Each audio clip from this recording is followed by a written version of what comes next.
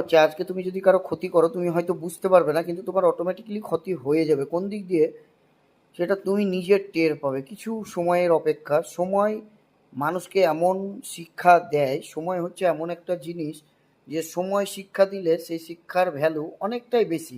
তোমাকে হয়তো মানুষ বললে তুমি বুঝবে না, বুঝতে পারবে না, আলাদা ম্যাটার। কিন্তু তোমাকে যদি সময় বলে দেয় একবার, ভাই পুরো শুধরে যাবে। আমি নিজের প্রতি এই এক্সপিরিয়েন্স, আমি বিজনেস করতে করতে একটা থেকে দুটো গাড়ি, দুটো থেকে পাঁচটা গাড়ি, পাঁচটা থেকে আটটা গাড়ি, মানে ১ থেকে ২ বছরের ভিতরে ১০ খানা গাড়ি করে ফেলি। নিজের অ্যাটিটিউড, মানে আমাকে অনেকজন বারণ করেছিল, আমি শুনিনি। আমি যে না শোনার যে মানে ক্ষতি, সেটা আমি পরে ফিল করতে পারি। কখন? ২ বছর ৩ বছর পার হয়, তারপরে ইএমআই গুলো গাড়ির ফেল হতে থাকে। অটোমেটিক্যালি রিস্ক নেওয়া ভালো।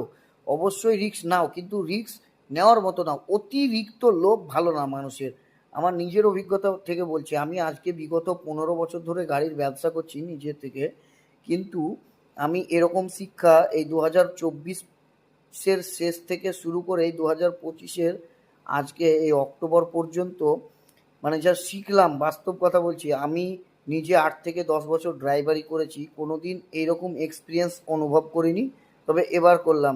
কিভাবে, তো তোমাদেরকে বলি সাপেক্ষে। ১টা থেকে ২টো, ২টো থেকে ৩টে, ৩টে থেকে ৫টা, ৫টা থেকে ৮টা,